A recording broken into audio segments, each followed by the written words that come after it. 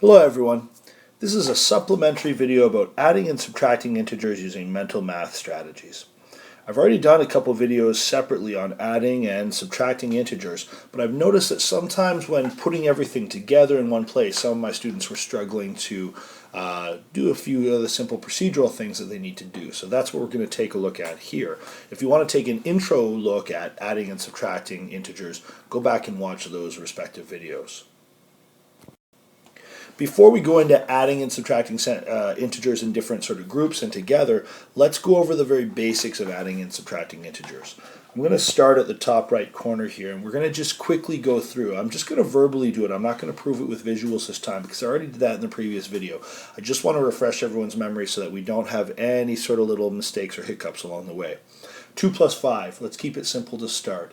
2 plus 5 is the same question that you've done before since you were quite small. The answer is 7, and because I'm adding just positives, it's positive 7. Now let's go a little trickier. Negative 6 plus 4. Negative 6 means I'm starting 6 below 0. Then I'm going to add 4. I'm not taking it away, I'm adding it, which means I'm getting closer to 0. When I have a negative and I add a positive, I get closer to 0. In this case, I'm not going to get all the way to 0. I'm going to get very close. If it was negative 6 plus 6, I'd be getting to 0. But because it's not, it's still negative 2. I'm still 2 away from 0 on the negative n. 10 plus negative 12. Now I'm starting with a positive number, 10, and I'm adding a loss of 12. I'm basically subtracting 12 away. When I add a negative, I end up taking numbers away. My number is going to be smaller. So I have 10, I'm having a loss of 12, so it's also going to equal negative 2. I'm losing all the 10 down to 0, plus 2 more to take me to 2 below 0, negative 2. Negative 4 plus negative 7. That means I already have a loss of 4, and I'm going to add an additional loss of 7. So my number is not getting any larger. In fact, I'm losing even more than I had. I'm going to go farther below 0 than I was before. So negative 4 plus negative 7 is negative 11. Now on the subtracting side, 7 subtract 9. So in this case, I'm starting with a positive number, but it's that old question that your teachers used to not let you do when they would say to you, you can't subtract a large number from a smaller number. Now I can because I'm using integers, but the reason I couldn't do it before is because that number would take me down below 0. In this case, it would take me 2 below 0, so it's negative 2. I have 7, I'm subtracting 7 to get down to 0, and then the additional 2, which makes the 9, gets me 2 below 0. 5 subtract negative 4. These ones are interesting because what that means is I'm taking away a loss. So I have 5, and you could kind of pretend you owed an additional 4, and someone cancels that debt, cancels that loss. So instead of going 4 down, I'm actually relieved from having to have that 4. So I'm actually going to add the 4. So the two negative signs together actually kind of mean an adding sign, and the answer is going to be positive 9. So that's 5. Take away a loss of 4, which basically is the same as adding 4. Negative 10, subtract positive 3. So I already have 10 below 0, and I'm going to take away an additional 3, an additional positive 3. I'm not adding any positives on. I'm not getting closer to 0, so I can only go in one direction. I can go farther from 0, which is going to mean I'm going to negative 13. And finally, negative 4, subtract negative 6. So I'm down 4 below 0, but I'm going to take away a loss of 6. I'm removing 6 negatives, which means I'm heading in the positive direction, which means I'm going to go 4 up to 0, and I have those 2 additional ones, so I'm actually going to end up at positive 2, okay? Because basically I'm taking, if you think about it on a number line, I'm starting at negative 4, and I'm taking 6 jumps to the right because I'm removing that loss. So now that I've kind of given us a quick refresher on this, let's put some of these together and see if we can solve them correctly. So here's a longer and slightly more complex question. Common mistake that a lot of my students are still making is with bed mass. Let's take a look at bed mass. They are forgetting that bed mass is kind of just an artificial construct to help us remember.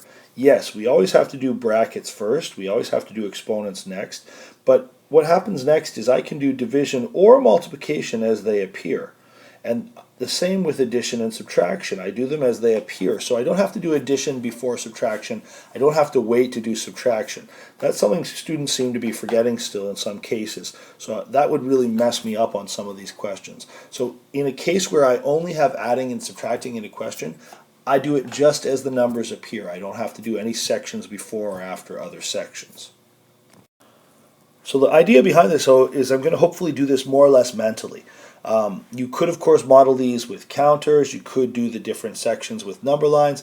What would happen at that point, though, is that you would start to get some really big numbers. It would slow you down quite a bit. So hopefully by a certain point, we can get to the point where we can do these mentally. So what I'm going to actually do is just continue to do my equation, and I'm just going to do it piece by piece. So the first piece I'm going to look at is this piece right here.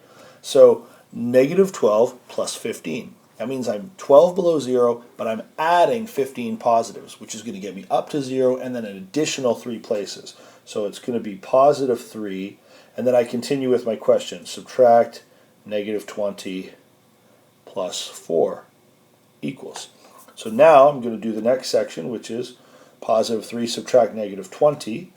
So once again, I've got positive 3.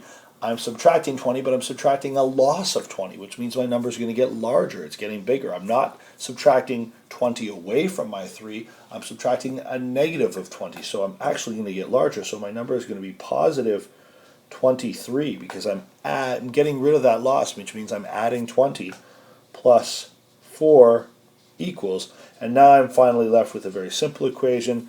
23 plus 4 equals positive 27. And there's my answer to that particular question. So really important that students remember that when they see the two negatives here, it actually is more or less like an addition, okay? Because I'm taking away a negative, which means I'm adding a positive. The questions we see commonly at this point are a lot like this one, where they're trying to see if you understand the zero principle. So this can be very handy for you. Here I have 100 positive, plus a negative 100, and then subtracting a negative 30.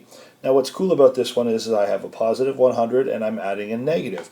Now if I asked you what's negative 1 plus positive 1, most of my students are able to tell me, well, that's 0. That's the zero principle. Those two numbers go together to give me 0. Same deal if it's 100. Positive 100 plus negative 100 basically equals 0. So now I have 0 subtract negative 30. And for those who have seen my multiplication video, you know that this is kind of a familiar place for us. It's a 0 subtracting a negative, which means not that the number is getting smaller. I'm not taking away from 0. I'm taking away a potential negative. I'm getting rid of a negative, which means my number is actually going to get larger. So remember that when you see these two negative signs together, they operate a lot like a positive sign, a plus, an addition sign. So I'm actually going to end up with a positive 30 as my answer, as my final answer. So what I need to do as I go through these questions is take my time, do it piece by piece. And another bad habit that some of my students have is not writing out the whole equation for each line. I guess they're trying to be efficient, and I respect that because mathematicians are efficient, but you stop being efficient if you start making careless mistakes. So I would recommend to everyone that when they do these questions, they do step by step, line by line, as many lines as it takes to get to the correct answer.